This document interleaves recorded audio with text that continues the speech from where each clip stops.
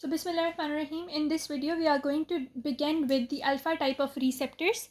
So up till now, we were doing the sympathomimetic drugs, which are also known as agonists, and they have three types of receptor: the alpha, the beta, and the dopamine receptor.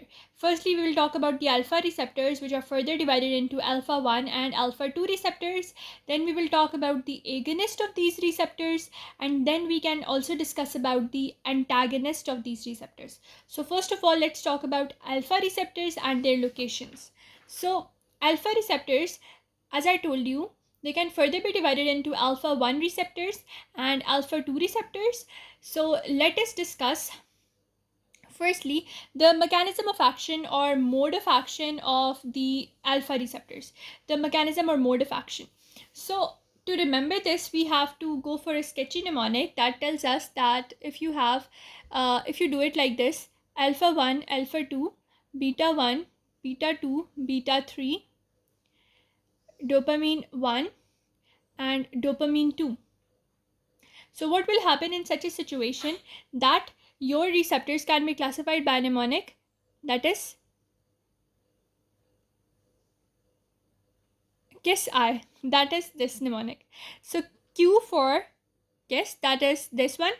We have 4S then, and then we have an inhibitory one. So this is the mnemonic that can be used to classify the type of receptors. So first of all, we can go for the alpha 1 receptor. As I told you, from the mnemonic, the kiss mnemonic, you get GQ for alpha 1, and for alpha 2 you get I. Q, after Q you have I. So this is the mnemonic that will help you to remember their mode of action or mechanism of action. And if I told you about GQ1, you know that GQ has this type of receptor. Whenever the agonist attaches to it, what happens? The alpha subunit is activated, it has GTP attached to it, and it is going to go for phospholipase C.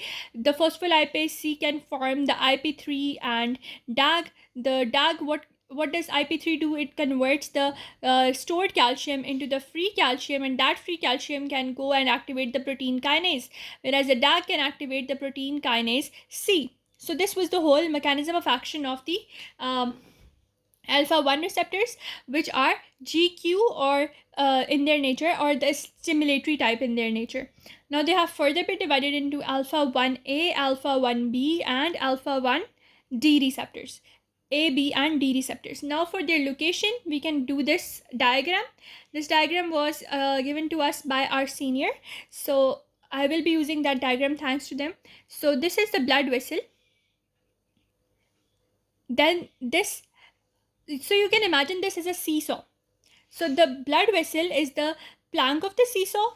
The thing on which that seesaw is resting, this one thing, that is called the bladder or the prostate. We can call it the bladder or prostate because the only organ that is this triangular shaped is our bladder. So blood vessel, the bladder, then we have this. What is this? This is very similar to our one type of muscle, that is the muscle that causes goosebumps. So it is the piloerector muscle. Piloerector muscle, the blood vessel, this is prostate and bladder, and this, I think it is our pupil dilator muscles. To further classify which portion of the bladder it is the alpha 1 receptors are located in, they can be located in the, if this is the bladder, so they are located in the internal urethral sphincter of the bladder, and also on this prostate. So internal urethral sphincter and prostate. So this seesaw diagram is going to help you to remember the type, the location of the alpha 1 receptors, and they are A, B, D receptors, A, B, and D receptors. So this is the whole mechanism, and this was the places that they are located in. Because they are stimulatory in their nature, what are they going to do? They will stimulate the blood vessel, and because blood vessel has now been stimulated, it will be vasoconstricted. First things first. Second, they are going to stimulate the internal urethral sphincter, and whenever sphincters are stimulated, they are contracted. So, okay, same goes for prostate also contracts. Same goes for dilator muscle also contracts. So everything involved in this photograph, it will contract. The piloerector muscles will also contract, goosebumps will appear. So this is how the alpha 1 receptors that are located on these 4 locations, they are, because their mode of action is stimulatory, so they will be contracted. Now we will go to alpha 2 receptors. From the mnemonic, the QISSS mnemonic, quadruple S mnemonic. So from this we know that alpha 2 is inhibitory in nature.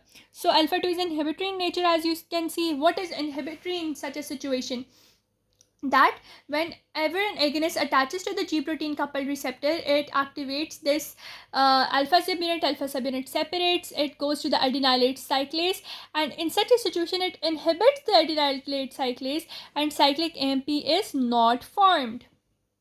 So this is the mode of action of the inhibitory or the alpha 2 receptors. Now alpha 2 are further A, B, C, whereas alpha 1 was A, B, D. Now they go to this diagram. So this is for the location of the alpha 2 receptors. So now the alpha 2 receptors, they can be located on this. As you can see, this is a tree, similar to a tree. So for the tree, the trunk, we have this thing and it is blood vessel. For the root, we have this structure is very similar to the nerve terminals, the point where the neurotransmitters are released. This one, the leaves. Which organ is leaf shaped in our body? The pancreas. And we have two fruits. One is yellow colored fruit. Yellow color is adipocytes. And the other one, this is platelets. So you can remember the location very easily. We have a tree.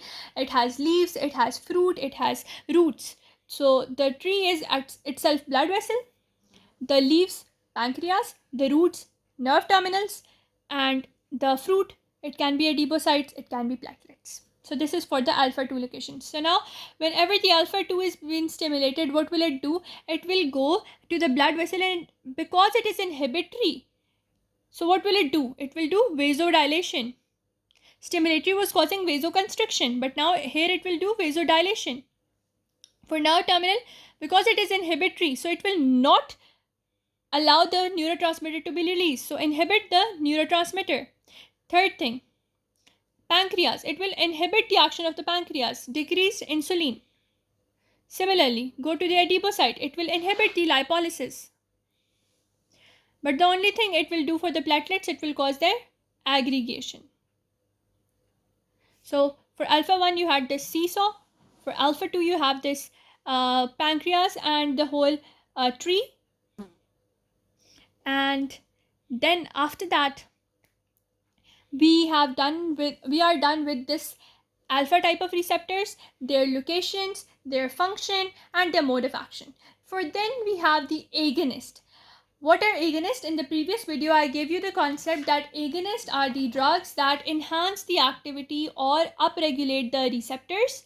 So here we have the agonists which go to alpha receptors, and they are non-selective. They can either go to alpha 1 or alpha 2 receptors.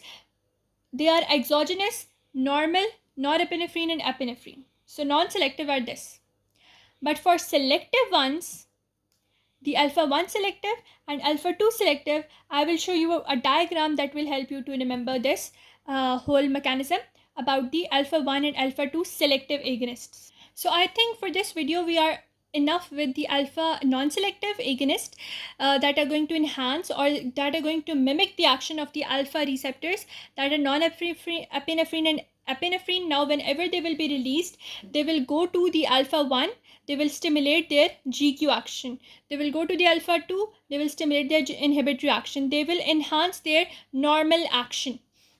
But now in the next video we will discuss about the alpha 1 and alpha 2 agonist as well as their antagonist with a mnemonic and with a diagram that I have listed for you guys. Till now you can remember all this through this diagram, inshallah. And please like, share and subscribe to my videos and my channel, and look forward to new content coming very soon, inshallah.